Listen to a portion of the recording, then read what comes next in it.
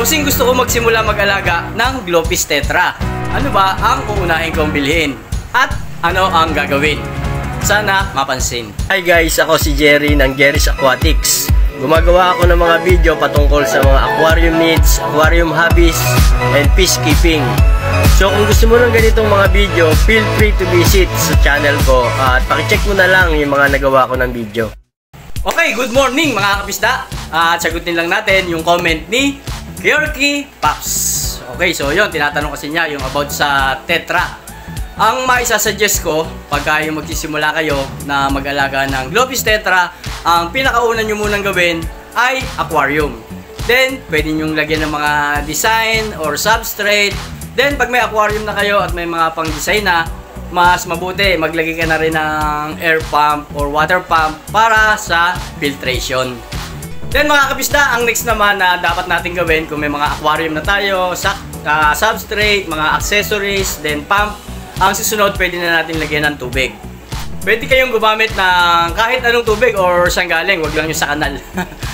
Pwede kang gumamit ng tubig poso, tubig sa gripo o tap water, or kahit stock water, or kahit tubig ulan, kung pwede yan. At ang maisasuggest ko lang, pagka naka-setup na, then may mga tubig na, pwede mo nang paandarin yung pinaka-pump. Then, every 5 gallon, halimbawa, yung aquarium mo, pwede kang maglagay ng isang kutsarang asin, then ng water conditioner. So, yan, kung wala namang water conditioner, okay lang. Basta, yun, kahit pa paano, maglagay ka ng salt para makatulong din na makapagpa-kondisyon sa tubig. Then, mga kapisda, ang susunod naman na pwede nyo gawin, after na ma-setup na yung aquarium, so, yun, may tubig na din, umaandar na. Ang ginagawa ko, nag-iintay muna ako ng hanggang kinabukasan. So, kinabukasan, maglalagay na ako ng isda. Halimbawa nga sa 5 gallon, maglalagay na ako ng isda na feeders. So yung feeders, mabibili nyo lang din sa mga shop na malapit sa inyo. Yung feeders na tinatawag ay yung simbungkin na goldfish. So yan, matitibay kasi sila. Then, na-cycle naman na 1 day yung tubig natin, kaya pwede na natin ilagay. Then, ang next mga kapisda, after natin malagyan ng feeders or yung goldfish na simbungkin, doon na magsisimula yung pagsacycle ng tubig natin sa aquarium. And tumatagal yan ng hanggang 4 to 6 weeks. Ang kagandahan kasi mga kapisda na nagsacycle tayo ng tubig natin sa aquarium ay para makapag-build or magkaroon muna tayo ng beneficial bacteria doon sa pinaka-aquarium natin. Pag wala kasing beneficial bacteria, ang mangyayari, kinabukasan, madumi na agad yung aquarium natin.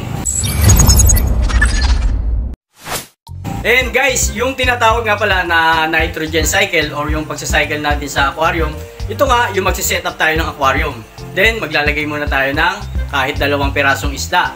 So ang mangyayari dyan, pakakainin natin yung isda, then magpupoop sila. Then after nun, magkakaroon na ng ammonia. Then mga kapisda, pagka mayroon ng ammonia sa aquarium natin, matik yan, magkakaroon na naman ng panibago pang bakterya na tinatawag na Microsomonas. Yung bakterya na to mga kapisda na Microsomonas, ito yung kakain sa ammonia. Then ang magiging waste product nila magkakaroon naman ng panibagong bakterya na naman sa aquarium natin na tinatawag na nitrate.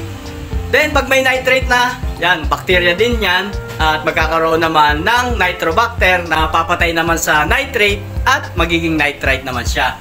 So yung nitrite, so yan, hindi na masyadong masama sa isda natin yan, basta wag lang masosobrahan. At para makumpleto natin yung tinatawag na nitrogen cycle, kailangan na natin na mag-water change. So yan, nitrogen cycle, paikot-ikot lang yan. Then pag nagawa natin yan mga kabisda at naintayin natin ng 4 to 6 weeks, yun, masasabi natin na kumpleto na yung nitrogen cycle natin sa tank.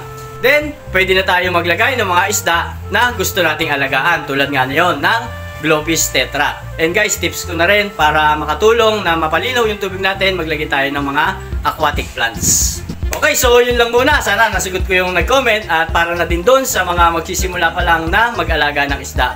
Wag muna kayong tips lang to, wag muna kayong bibili. Halimbawa, bibili kayo ngayon ng aquarium, mga design, then isasabay nyo na yung isda at paglagay ng tubig, ilalagay nyo na agad yung isda. Wag ganon. Kasi maya-maya lang or kinabukasan, sigurado marumi na agad yung aquarium nyo. Okay mga kapisda, at hanggang dito na lang muna. At kung hindi ka pa nakaka-follow, ay paki-follow na lang. Then, kung may mga tanong kayo, ay paki-comment na lang dyan at sasagutin ko din yan batay sa mga napag-aralan at na-experience ko na rin. Okay mga kapisda, happy peacekeeping!